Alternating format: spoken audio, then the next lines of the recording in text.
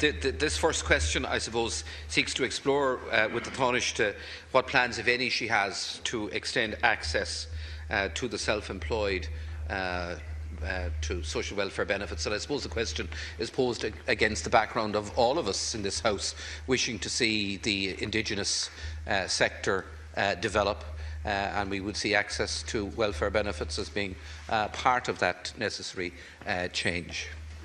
Minister. Thank you. Self-employed people pay PRSI at the Class S rate of 4%. This entitles self-employed people to benefits such as state pension contributory and widows, widowers or surviving civil partners pension contributory, guardians payment contributory, maternity benefit and adopted benefit. A combined PRSI rate of 14.75% is paid in respect of employees who can access the full range of social insurance benefits, and this is 4% of PRSI payable by employees and 10.75% by their employer, or 8.5% employer PRSI for weekly earnings under €350. The most recent actuarial review of the Social Insurance Fund, which was published in 2012, said that the self-employed are obtaining better value for the level of their current social insurance contributions than employees. The review found that a 15% contribution rate would be needed to provide the core full-rate state pension contributory to the self-employed, and this compares very favourably with the 4% rate that's currently paid by self-employed people. In addition, self-employed people with insufficient means can access social assistance payments such as job seekers allowance and disability allowance, subject to satisfying the qualifying means criteria.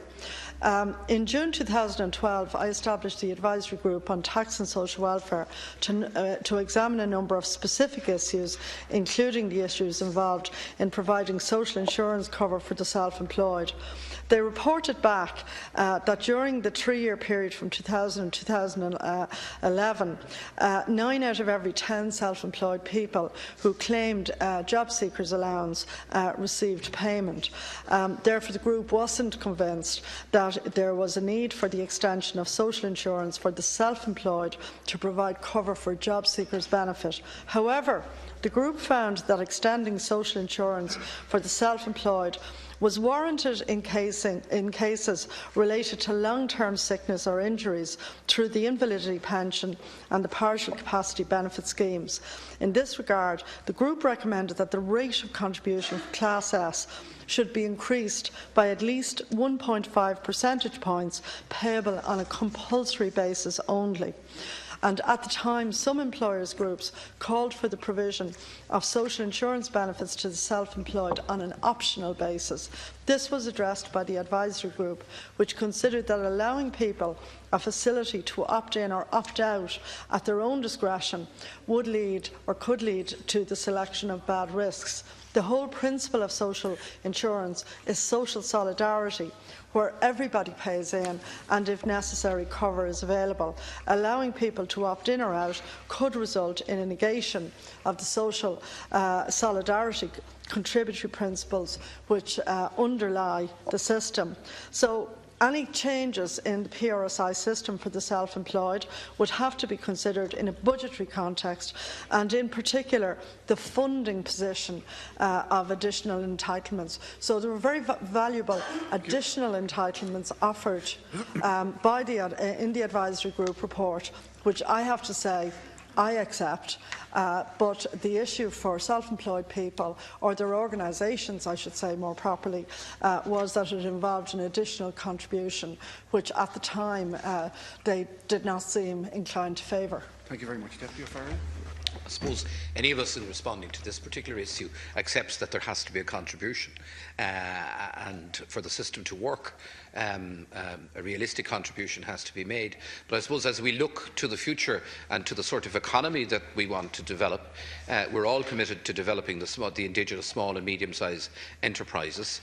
We all accept, I think, that in order to do that successfully, the safety net of a social welfare benefit system does two things. It secures a measure of social justice, which you've alluded to already, Tánaiste, but it goes a little bit further in that it helps to reduce the level of risk that entrepreneurs are taking.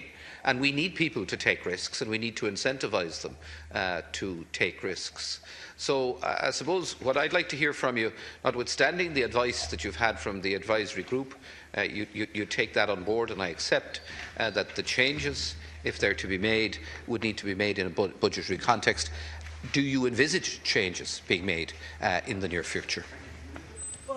I actually, Deputy, favour the report of the Advisory Committee. Now, we have been speaking in recent times of social dialogue in relation to relationships between the government and different groups. And as you're aware, and I'm aware, the numbers of people involved in self-employment, involved in contracting work, involved in subcontracting work, and indeed the numbers of people who are setting up their own companies, particularly younger people, has been on the increase now for well over 10 years as we move to a more entrepreneurial style model for a lot of local Irish businesses. Therefore, I have to say that in relation to the prospect of self-employed people getting cover in relation to invalidity and a partial capacity benefit for an extra 1.5%, I think that that would be very, very good value indeed.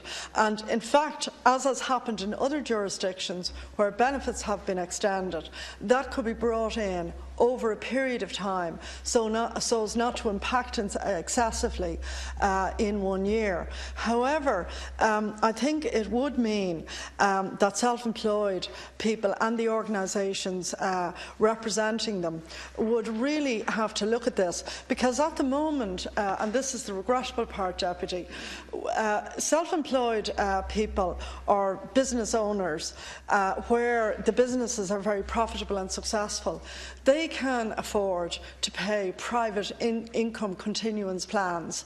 But in fact, somebody who's either just starting out or the business is just about keeping its head above water can't. And the offer from the social insurance system is actually a very valuable offer.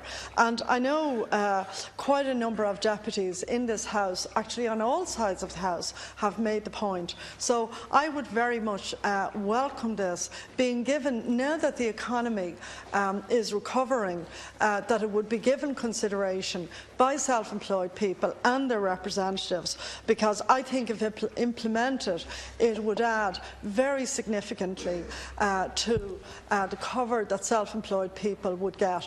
At the moment, for instance, if somebody suffered a very serious illness, under the current situation, they would be entitled to disability or invalidity, but on a means-tested basis, whereas if they paid an insurance contribution, and I welcome your comments on the necessity to fund the contributions appropriately, if they did that, they would have some cover. Thank you very much. Deputy? Can I ask Tánaiste if you accept that, alluding to the whole area of the means test, that in fact there needs, even as things are, there needs to be a communications campaign to make it quite clear to people out there what they're entitled to, because very often people don't distinguish between job seekers' benefit and job seekers' assistance. The Fianna Fáil position for some time now has been that we would favour the introduction on a voluntary basis of a phased scheme where job seekers' benefit and illness benefit would be payable to self-employed people.